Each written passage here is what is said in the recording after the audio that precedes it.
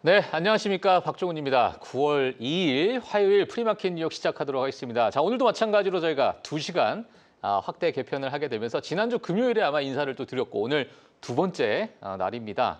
자, 오늘 제가 앞서서 이제 여러 가지 말씀을 좀 드렸는데 지금 고용 지표가 이번 주에 많은 하나의 가장 중요한 경제 지표로서 지금 남아 있는 상태고 저 브로드컴에 대한 좀 실적 발표가 있는데요. 지금 선물 시장이 조금씩 빠지고 있습니다. 다 도대체 왜 이런 일이 일어나는가? 또는 우리가 여기서 계절성을 봤을 때 어떤 준비를 좀 해야 될지 자, 여러 가지 이야기 아주 딥하게 이야기를 해볼 텐데 자, 오늘 또 제가 개인적으로 아주 자주 만나시는 분을 제가 또 다시 모셔왔습니다.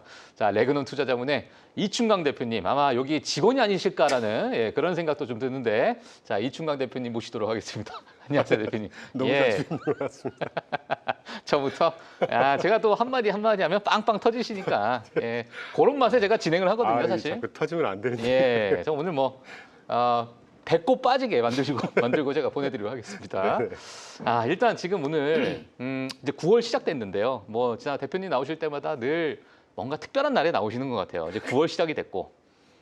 오늘 선물 시장이 좀 빠지고 있고, 맞죠. 유럽 시장은 좀 괜찮았는데 지금 뭐 이 빠지는 원인이 뭐 여러 가지가 있겠지만 뭐를 가장 탑픽이다. 저는 딱 하나 꼽으라고 한다면 이제 미 국채 자금 조달을 위한 신규 발행. 이게 3, 4분기에 약 1조 70억 달러 정도의 신규 발행이 예정돼 있어요. 계속되고 있습니다. 오늘 전장에서 그 신용물 금리도 한 6.3bp 정도 떠서 2.1 갑자기 생각이 안 나는데 4.27 정도 지금 올라가고 있습니다. 뭐 팀장님께서 항상 중요하게 생각하시는 금리, 결국 금리가 중요한 거잖아요. 그렇죠. 이 금리라는 게 뭐 지정학적인 문제든 미국의 재정 상황이든 모든 걸 반영하다 보니까 지금 그 이슈가 이제 툭 불거지고 있는 상황인 것 같아요. 지금요? 이 역시도 뭐 일시적으로 끝날 거라고 저는 보는데 어쨌건. 그러면 지금 뭐 조정을 물론 지금 방송 처음부터 이런 질문이 좀 적절할지 모르겠지만 조정 폭에 대해서는 뭐 사실 우리가 예상하기 좀 그렇고 이제 9월 달은 뭐 우리가 늘 계절성에 대한 이야기가 나오다 보니까 이 9월 초에는 우리가 과연 뭐 어느 정도 수준으로 이 조정 폭을 조금은 뭐랄까요? 전망한다는 표현이 그렇지만 우리가 좀 우려를 해봐야 될까? 아니면은 오히려 9월 달에는 조금 적극적으로 좀 나서야 되는 그러한 달일까? 많은 투자자분들께서 좀 헷갈리실 것 같은데 어떻게 봐야 됩니까, 지금? 결론부터 말씀드리면 얼마나 빠질지는 누가 알겠습니까? 그렇죠, 일단 뚜껑 열어봐야죠. 예. 그런데 아까 되게 좋은 멘트, 항상 오프닝 멘트 하셔서 제가 참 감탄하곤 하는데 이거를 적극적인 기회로 보자는 얘기를 하셨잖아요. 저도 똑같은 생각을 하고 있습니다. 9월은 기회의 달이다. 일단 내년에 그 중간 선거 앞두고 있고요. 트럼프가 바보가 아닌 다음에야 군불 지피지 않겠습니까? 그리고 GDP 성장률이 3.3%, 3.5% 간다는 얘기는 그 안에 굉장히 많은 펀더멘털을 믹스해서 GDP 성장률 수치가 나오는 거예요. 그렇죠. 뭐 이따가 갖고 오긴 했지만 기업의 내구재 주문이라든가 이런 거 보면 굉장히 펀더멘털 아주 스트롱합니다. 지금. 뭐 주가가 흔들흔들해서 그렇지 기업들의 어떤 기업 활동이라든가 뭐 제조 활동이라든가 이런 것들 굉장히 양호하거든요. 이런 펀더멘털이 이제 버텨주고 물론 그 이제 이번 주에 고용 보고서가 뭐 넘판 페이로라고 하죠.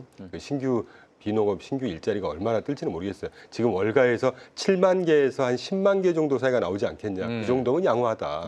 뭐 대충 그 정도가 나오지 않겠습니까? 그 전문가들이 현지에서 다 다녀보면서 얘기하고 있는데 그리고 실제 지난달도 5, 6월 달 거가 고용 보고서에서 집계하는 수치가 25만 8천 개가 줄었다고 해서 그렇지 사실 고용 보고서도 이 고용 관련한 지표가 한 4가지 있죠. 고용 보고서, ADP 민간 고용 보고서, 졸투 구인 이직 보고서, 매주 발표하는 주간 실업상 청구 건수. 저는 개인적으로 주간 실업상 청구 건수 굉장히 중요하게 봐요. 왜냐하면 이게 사후에 고치는 폭이 되게 작습니다. 왜냐하면 오히려 페이롤에 등재된 전산 데이터를 가지고 그대로 발표하거든요. 근데 이 주간 실업상 청구 건수라든가 연속 실업상 청구 건수는 지금 급감을 하거나 그러니까 급증을 해야 실업률이 늘어나는 거잖아요. 그렇죠. 그런 추세가 아니에요. 오히려 없다. 지금 살짝 떴다가 지금 빠지고 있습니다. 그렇다고 보면 7만 개에서 한 10만 개 크게 우려되는 수준까지는 아닐 것 같다. 하여튼 이런 식의 그 어떤 기업의 그 미국 경제의 펀더멘털이 예. 아직 뭐 양호, 예. 강건하다고 할 수는 없어요. 어떻게든 관세 때문에 조금씩 지금 슬로우다운하고 있고 예. 슬로우다운하는 게 뭐가 문제입니까? 슬로우다운 하게 되면 아까 언급해 주신 대로 금리 인하 명분이 되는 거잖아요. 사실 오늘 금리 뜨는 것도 그 9월 달에 FOMC 금리 인하 가능성이 낮아지면서 거기에 아까 모두에 말씀드린 신규 국채 발행 이런 것들이 막 믹스가 되고 우크라이나 전쟁 지금 종식될 줄 알았는데 아니다 보니까 이제 제가 볼 때 그건 큰 이유는 안 될 것 같고 이런 것들이 믹스가 되면서 금리가 뜨고 금리 뛰면 당연히 주식은 빠지는 것이죠. 뭐 이 정도의 조정을. 그 저희 대표님 지난주 9월 금리 인하는 시기가 가까워지면 가까워질수록 금리 인하에 대한 확률이 좀 낮아질 수 있다라고 이렇게 좀 생각을 하셨는데 분명히 말씀드렸죠. 지금 그런 그 상황인 것 같아요. 왜냐하면 물가라는 게 물론 이제 물가 하나만 갖고 얘기를 할 수는 없죠. 제가 지금 세 번째 강조드리지만 신규 국채 발행 1조 70억 달러면 우리나라 돈은 한 1,400조 원 됩니다. 3, 4분기에 1,400조 원이라는 신규 발행을 해야 돼요. 그러면 당연히 공급이 늘어나니까 금리가 뜨겠죠. 거기에 이제 물가가 본격적으로 이제 발현이 되지 않겠습니까? 그렇지 않으면 이건 경제 논리가 다 어그러져 버리는 거예요. 5월, 6월 달부터 본격적으로 수입을 재개했고 4월부터 무지막지한 관세 때렸고 품목별 관세 때리고 그러면 어떤 식으로든 반영이 될 거 아니겠어요? 지난주에 골드만삭스 보고서 우리 한번 다뤘었으니까 6월 달 당시에는 소비자가 67% 담당을 했었는데 기업이 18%, 미국의 수입업자가 18%. 근데 10월 달로 갈수록 이 18%가 7%인가 한 자릿수로 줄어들면서 그걸 소비자한테 전가를 할 거다. 결론적으로 100% 관세 중에 3분의 2를 결국 소비자한테 전가할 거다. 이거는 물가가 뜬다는 얘기입니다. 안 뜰 수가 없죠. 물론 그 가운데 제가 누차 강조드리는 생산성 향상이라든가 기업들이 마켓 쉐어를 유지하기 위해서 일부만 정가를 한다든가 이런 효과가 있을 겁니다. 에도 불구하고 정도가 차이가 있겠지만 분명히 제가 볼 때 9월이나 10월은 제가 이것도 말 바꾸게 되는데 데이터를 봐야 되니까 6월부터 본격적으로 했다 그러면 짧게 이 공급망에 전이되는 기간이 짧게는 3개월, 6개월이라고 하는데 6, 7, 8월 걸 발표하는 9월 굉장히 9월 달 발표, 이번 달 발표하는 물가가 굉장히 중요하다고 봐요. 저는. 그거 굉장히 중요하다. 에도 불구하고 말씀 나온 김에 제가 가끔 부촉해드리는 실시간 트루플레이션 지표를 보면 이게 다행히 연초에 1.2% 정도 1년 CPI라고 보시면 되거든요. 이게 쑥 떨어졌다가 2.34%까지 갔다가 빠졌다 올랐다가 지난주 중반에 훅 빠졌네요. 올라가다가 지금 2.3%까지 갔다가 2% 쑥 빠졌거든요. 그러네요. 그러니까 추세만 보시면 돼요. 이거는 산식이 틀리니까 그 BLS에서 발표하는 센서스 뷰어라든가 미국 정부에서 발표하는 이 물가지표 산식이 틀리기 때문에 패턴만 보면 되는데 이 패턴이 천정을 뚫고 올라가는 패턴이 아니잖아요. 지금. 그러니까 이 9월 달에도 분명히 시장을 막 크래쉬를 유발할 만큼 정도는 아니지 않을까 싶긴 한데 분명히 9월 달에 투영이 될 겁니다. 이런 것들을 오늘 반영해서 물가가 지금 금리가 살짝 뜨고 이런 뭐 주식시장 일부 좀 조정하고 그걸 어떻게 생각하자고 우리가 늘 강조하고 있나요? 저가면서 기회를 삼으면 되는 거예요. GDP가 지금 뭐 물론 이제 3분기 뭐 좀 또 이제 수정치가 나올 수도 있고 뭐 우리가 좀 변경될 수 있겠지만은 약간 껑충 뛰어 오르다 보니까 야 지금 이런 상황에 미국 GDP가 다시 미국이란 나라의 3분기 GDP가 3%가 넘는 이런 전망치가 나온다는 것은 굉장히 강한 거죠. 이거를 물론 이게 뭐 지금 금리 인하 시점과는 연결시키기가 뭐 그 외에 많은 데이터를 좀 우리가 체크를 해봐야겠지만 물론 이제 물가 지표도 봐야 되고 여러 가지 봐야 되겠지만 이 GDP가 너무나도 견고하게 이제 흘러가는 이 부분은 지금 이 상황에서 어떻게 우리가 좀 해석을 해야 될까요? 단기적으로는 9월달에 우리가 대부분 전 세계 참여자들이 금리를 좀 인하해 주세요 이거잖아요. 희망. 맞아요. 근데 이제 GDP가 세게 나오고 물가가 좀 발현이 되고 글쎄 참 어려운데 이번에 25bp 인하는 하지 않을까 싶어요. 뭐 스티븐 미란도 일단 스텝인을 했고. 그 스카페 아까 언급하셨듯이 스카페 센트가 지금 비판을 하고 있다는 얘기는 저는 경제 관료 중에 가장 빅마우스 핵심 멤버가 스카페 센트라고 봐요. 스카페 센트가 지금 경제 가정교사 노릇을 아주 잘하고 있다고 보거든요. 근데 그 젠틀하고 월가에서 어느 정도 경험을 아주 누적적으로 갖고 있는 스카페 센트가 지금 계속해서 금리 인하 강조하고 있다는 얘기는 제가 볼 때 그렇게 가긴 갈 것 같아요. 근데 그 기조는 계속 유지가 될 것 같다. 근데 만약에 경제가 굉장히 폭발적으로 성장을 하고 물가도 거기다가 또 뜨고 근데 자꾸 물가로 귀결이 되는데 왜냐하면 물가가 제일 중요하거든요. 지금. 지난주에 상무부에서 발표한 2분기 GDP 그 성장률을 혹시 보셨나요? GDP 디플레이터가 오히려 하락했습니다. GDP 디플레이터가 뭐냐면요. 소비자 물가지수, 생산자 물가지수는 그 분야의 물가지수만 보는 거죠. 경제학도로서 GDP 디플레이터는 이 경제 전체 상품 서비스 물가를 총망라해서 애그리게이션이라고 하는데 총망라해서 전분기 대비 또는 전년 대비 물가가 어땠느냐를 보여주는 가장 실질적인 아주 근원적인 물가를 나타내죠. 예. 이게 1.9가에서 1.8로 조금 하향했습니다. 그러니까 물가가 그렇게 세지는 않을 것 같긴 한데 근데 만약에 이제 좀 다시 돌아가서 근데 이제 경제가 이렇게 막 뭐 고성장을 하고 오히려 물가 고용 보고서 같은 경우도 또 오히려 세게 나와버리고 이러면 이제 금리 인하 가능성 일시적으로 하락은 할 수 있겠죠. 그런데 문제는 펀더멘털이 강건하다는 거잖아요. 그러니까요. 펀더멘털이 강건한데 금리 이슈라든가 자본시장 이슈로 흔들리는 건 이건 무조건 저가 매수 기회라고 저는 30년 내내 얘기하고 있어요. 30년씩이나요? 제가 국세청에서 외래 교수도 해봤고, 뭐 증권거래소 금융투자협회 그 투자자 교육도 많이 해봤는데 그때 일관되게 그 목소리 얘기하고 있어요. 틀려본 적 없습니다. 알겠습니다. 사자처럼 들리겠죠. 저희 이충관 대표는 10살 때부터 지금까지 계속 금리 인하만 말씀하셨다고 합니다. 자, 알겠습니다. 펀더멘털이 강건하기 때문에. 펀더멘털이 강건했다. 10살 때부터 이렇게 말씀을 해주셨기 때문에. 자, 그 외에 저희가 오늘 프리마켓 뉴욕 시청자분들 오늘 준비하신 저희가 대본 없이 늘 얘기하다가 준비는 너무 많이 해주시는데 정말 늘 대본 없이 얘기하다 보니까 약간 허무하실 것 같아서 오늘은 많은 이제 좋은 자료를 좀 가지고 나오셨으니까 저희 시청자분들께 지금 우리가 이 시장을 어떻게 좀 바라봐야 되는지 같이 한번 지켜보시면 좋을 것 같은데 핵심 이슈별로 하나씩 전달을 좀 드리죠. 잘 아시겠지만 지금 보시는 차트 주요국 10년물 장기 국채 금리가 다 뜨고 있어요 지금. 하나같이 뭐 재정 적자 문제, 독일 같으면 국방비 확대에 따라서 재정 적자가 우려된다. 프랑스 같으면 지금 프랑스도 뭐 재정 영국이 지금 굉장히 떴습니다. 지금 영국도 공공 부분의 부채가 어마어마하잖아요. GDP가 지금 거의 100% 가까이 돼요. 그러니까요. 지금 영국에 대해서 상당히 많이 시장에서 관심이 많이 있던데. 그러니까 이 장기 부채 금리가 뜨는 게 우리가 미국만 자꾸 집중해서 그렇지. 약간 역설적으로 제가 꼭 드리고 싶은 말씀. 우리 4월 8일 날 또는 3, 4월 달에 주가 많이 빠지고 금리만 뜰 거다 어쩌다 미국 재정 적자 문제 때문에 미국 국채 끝났고 이런 얘기를 많았죠. 죄송한 표현입니다. 이따위 얘기가 많았죠. 맞아요. 그때 제가 모 방송 가서 그랬습니다. 미국의 재정을 걱정할 상황이 아니다 지금. 우리나라 생각난 김에 대한민국의 총 부채가 얼마인 줄 아세요? GDP 대비?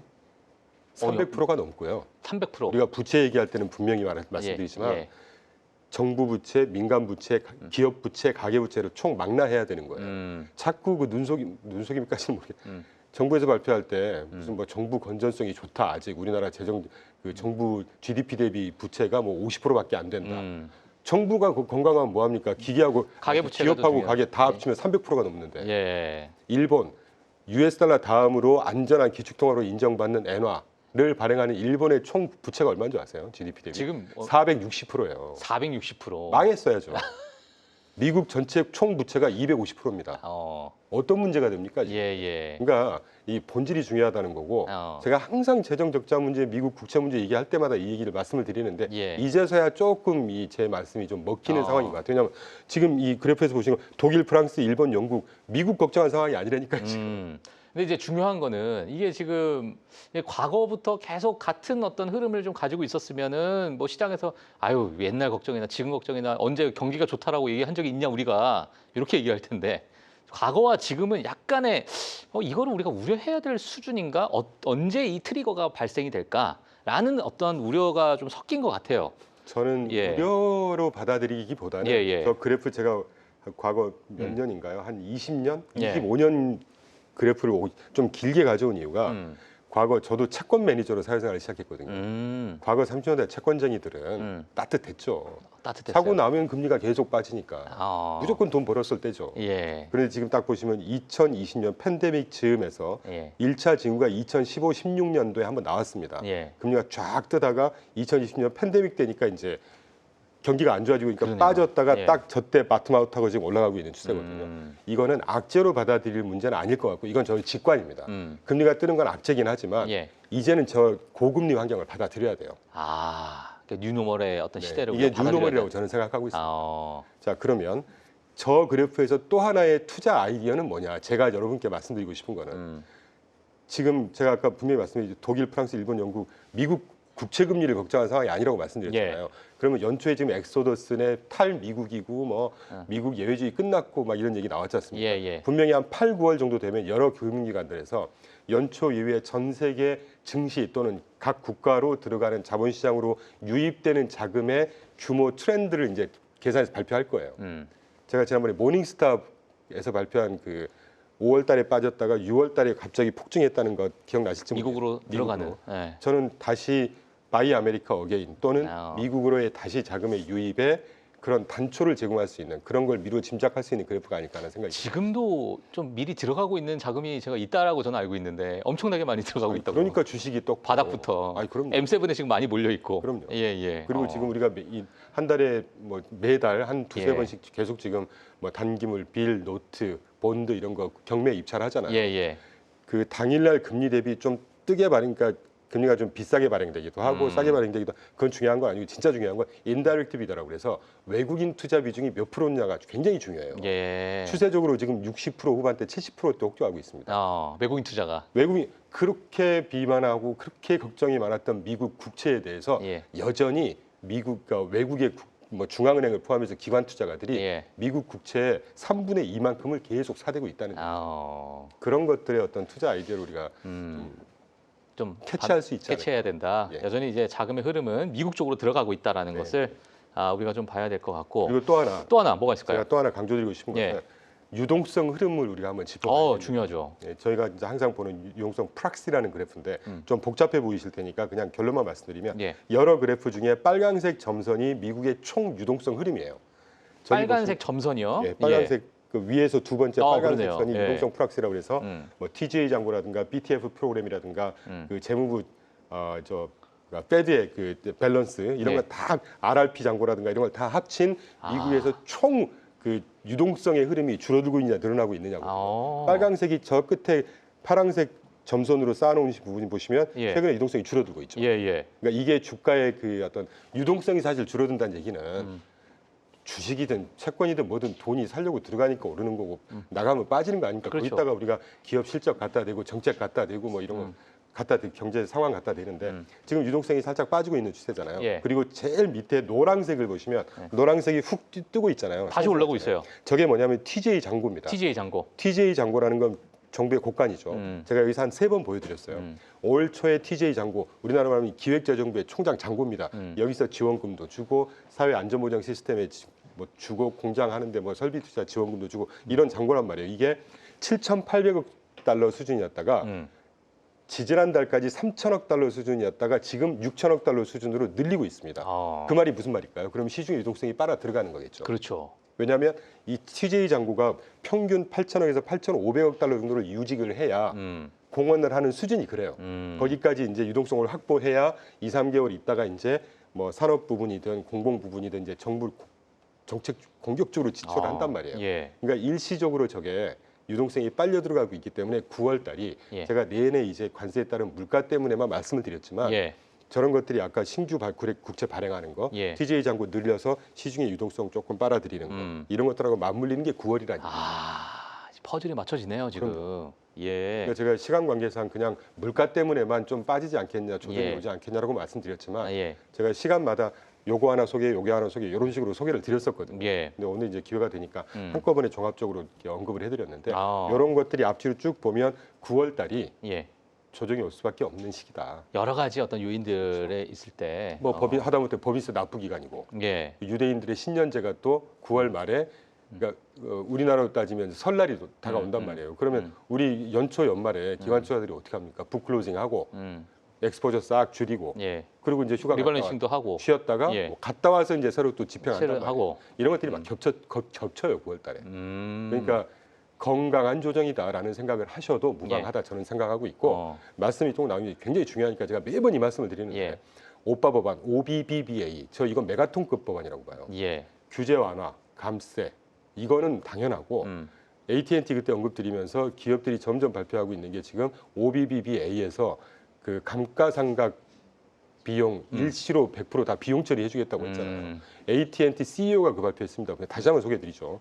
3, 4분기 앞으로 갈수록 2025년에서 2027년까지 3년 동안 이 그 비용 처리 100% 덕분에 적게는 28억 달러에서 크게는 총 80억 달러만큼의 마진 회복 효과가 생길 걸로 예상이 된다라고 했어요. AT&T에서. AT&T 대표적인 통신사 아니에요? 예. AT&T만 그런 80억 달러면 어마어마한 거잖아요. 10조가 넘습니다. 그러니까 10조가 3년 넘잖아요. 동안. 예. 그러면 기업들의 마진이 좋아져, 기업 이익이 좋아져. 그럼 AT&T라는 기업의 하나고 그 외에 다른 국가들도 다른 이제 기업들도 기업들. 마찬가지로 그럼요. 그런 이제 모든 기업들이 다 적용받는 거니까. 거기에 지금 관세 수익은 점점 사상 최고치를 지금 찍고 있는 상황이잖아요. 그렇죠. 그러니까 그런 부분이 뭐 감세안이나 이런 것들을 상쇄하고도 남는 어떤 일부 뭐 미국의 어떤 건전성을 봤을 때 그렇죠. 자, 이런 부분은 미국의 어떤 경기가 우리가 밑으로 내려갈 만한 요인이 뭐가 있느냐 도대체 이렇게 우리가 볼 수밖에 없는 그런 상황이고 9월에 만약에 조정이 된다면 그건 무조건 저가 매수. 저가 아이더 매수. 딥하시라는 거죠.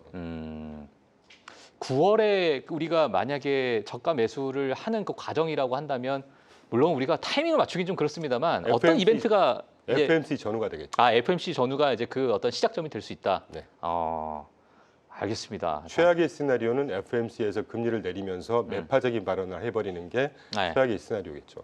매파적인 경기가 발언을. 침체에 접어들었다. 예. 그래서 인하를 할 수밖에 없다. 근데 저는 그 가능성이 굉장히 낮다고 보는데 예. 최악의 월스트 케이스가 이제 그런 식의 시나리오겠죠. 예. 그렇지만 않는다고 하면 예.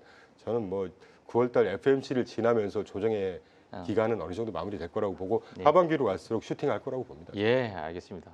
일단 지금 저희 프리마켓 뉴욕 보시는 분들은 기억하실 거예요. 네, 우리 저희 이충광 대표님이 늘 저희가 이제 시장에 대해서 긍정적으로 말씀해 주셨고 우리가 다들 막 힘들어할 때 아직도 기억납니다. 리버레이션 데이 때도 마찬가지로 뭐 여러 가지 뭐 시장 자체가 있지만 그때도 마찬가지로 저희 대표님께서는 무슨 소리 하고 있냐 지금 기회다. 근데 지금 돌아와 보면 다 기회였거든요. 지금도 마찬가지로 뭐 조정에 대해서도 전혀 우려할 필요가 없고 오히려 저가 매수의 기회가 지금 오고 있다라고. 왜냐하면 다시 강조드리지만 펀더멘털이 견조하니까 될 것이기 때문에 지금 나오고 있는 여러 가지 데이터를 봤을 때 노동 시장이 어느 정도 뭐 신규 일자리가 줄어든다고 해도요. 그 신규 일자리 주간 실업상 청구 건수 같은 경우가 팬데믹 이전 20년 평균이 주간으로 실업상 청구 건수 청구하는 건수가 35만 건이 평균이었어요. 지금 22만 건입니다. 뭐 무슨 문제가 되겠습니까? 알겠습니다. 여유 있죠? 여유 있어요. 자 그리고 오늘 뭐 가시기 전에 이 지표는 꼭 한번 체크를 해보셨으면 좋겠다라고 하는 게 뭐 하나가 있을까요? 마지막으로. 이게 23년도까지 데이터를 갖고 24년도에 제가 JP모건 근무했었지만 아이온더 마켓이라는 굉장히 기가 막힌 보고서가 있습니다. 기가 막힌 보고서가 있어요. EOM 보고서라고 하고요. JP모건 그 거대 공룡 기업에 아이온더 마켓 보고서를 쓰는 별도의 팀이 따로 있어요. 근데 굉장히 현학적으로 쓰고 인사이트가 굉장한 보고서를 매번 딱 한 번만 펴내요. 매년 24년도 초반에 23년도까지 그러니까 2001년부터 2023년 데이터를 가지고 집계한 데이터에서 무슨 얘기를 했냐면 그 좌측 그래프는 보실 필요 없고요. 그 파란색이 이제 주가 상승, 기업 이익 상승률이 매년 분기별로 몇 프로였다. 빨간 점이. 근데 그게 이 기업 이익이 뭘로 브레이크다운을 할 수 있느냐? 매출에서 발생했느냐, 뭐 마진에서 발생했더냐, 그 주가 바이백, 그러니까 주식 바이백에서 발생했더냐 이런 것들을 브레이크다운 한 거고 우측이 그 중에 마진만 뺀 거예요. 기업 이익만 뺀 겁니다. 기업 이익이 뭘로 구성이 어떤 성격을 갖고 있는가? 어떤 요소가 기여를 했더냐? 기여를 했느냐? 결론만 딱 말씀드리면 거의 85% 정도가 뭐로 기여를 했나요? 두 가지가? 금리 하락과 감세. 진짜 한 방이네요. 그래서 OBBBA가 저는 메가통급 법안이다. 그러네요. 이걸 믿으시라는 거예요. 지난번에 말씀드렸지만 미국 시장 경제에 대해서 너무 의구심을 갖지 마십시오. 자, 요거 다들 한 방이네요. 금리 하락과 감세에 따라서 기업의 이익의 큰 비중, 특히나 80% 넘는 비중을 차지하고 있더라. 전 세계에서 제일 큰 JP모건의 그 금융기관이고 가장 많은 데이터를 긁어서 통계를 작성하는 그 기관에서 이렇게 통계를 낸 겁니다. 실제 팩트를 가지고. 알겠습니다. 자, 오늘 저희 또 이충강 대표님과 함께 9월을 시작하는 날에 이렇게 또 저희를 어찌 보면 저희가 매수를 뭐 우리 종목을 들고 계신 분들은 안심하게 또 만들어 주시는 그러한 여러 가지 데이터들 그러니까 앞으로 오히려 9월이 저가 매수의 기회로 삼을 수도 있는 그런 상황이다라는 그런 메시지를 좀 전달을 해주셨습니다. 자, 오늘 뭐 저희는 뭐 여기서 뭐 이충환 대표님 보내드릴 텐데요. 사실 늘 이제 매주 나오셔가지고 뭐 너무나도 좋은 말씀 해주시기 때문에 저희 또 이충환 대표님이 여기저기 인기가 많으세요. 아, 정말요? 예, 그래서 조만간 또 이제 유튜브를 또 하신다는 이야기가 여기저기서 저한테 이제 스팸 메일로 막 오는데 그거 나중에 또 혹시나 영상이 올라가면 그때 제가 제가 개인적으로 또 좋아하거든요. 그래서 또 말씀 한번 드리도록 너무 하겠습니다. 감사합니다. 예, 알겠습니다. 자, 오늘 이충환 대표님이 여기서 저희가 보내드리도록 하겠고요. 저희가 다음 시간에 또 모시도록 하겠습니다. 감사합니다. 네, 감사합니다. 네.